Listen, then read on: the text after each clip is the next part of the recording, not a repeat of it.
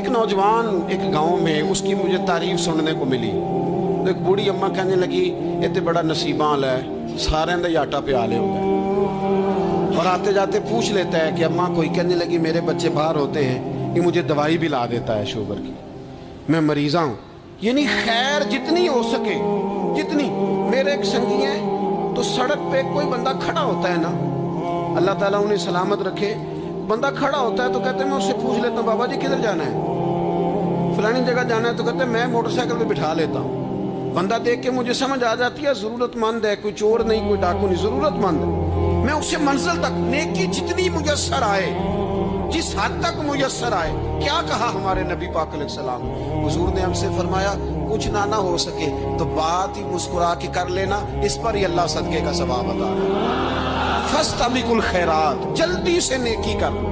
اپنے نامہ اعمال میں روز نیکیاں جمع کرو, کوئی نہ کوئی خیر کا کام روز کرو اور جلدی سے کرو. صحیح مسلم میں حدیث ہے, نبی پاک صلی اللہ تعالی علیہ وسلم فرمانے لگے جلدی جلدی نیکی کے کام کر لو ان فتنوں سے پہلے جو اندھیری رات کے حصوں کی طرح فتنے ہوں گے. فرمایا اس وقت حال یہ ہوگا کہ آدمی صبح مومن ہوگا شام کو کافر ہو جائے گا, شام کو مومن ہوگا تو صبح کافر ہو جائے گا.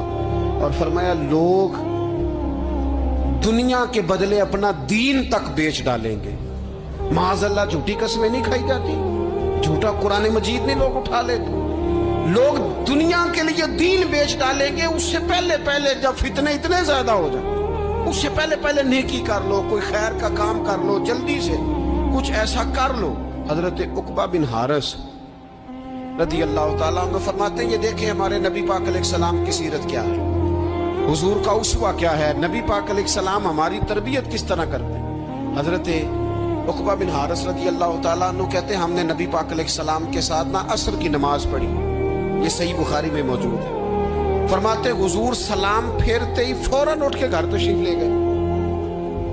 یہ ہمارے لیے نا انوکھی بات تھی, غیر متوقع تھی, پہلے کبھی ایسا ہوا نہیں. سلام پھیرا نماز کا, حضور جلدی سے تشریف لے گئے. اب ہم حیران تھے اور حیرت انگیز طور پر حیران تھے کہ کریم اتنی جلدی تشریف لے گئے. تھوڑی دیر ہوئی حضور واپس آ گئے تو محبوب پاک علیہ السلام فرمانے لگے گھر میں نا ایک چھوٹی سی ڈلی, ایک چھوٹا سا ٹکڑا سونے کا پڑا تھا, مال آیا تھا سارا صدقہ کر دیا, وہ تھوڑا سا پڑا تھا, اچانک مجھے یاد آیا وہ تو پڑا رہ گیا. تو حضور فرمانے لگے میں نے کہا کہیں ایسا نہ ہو جائے کہ ساری رات گزر جائے اور میرے گھر میں پڑا ہی رہ جائے, میں جلدی سے جا کے اسے خیرات کر دوں. میں نے خیرات کیا, پھر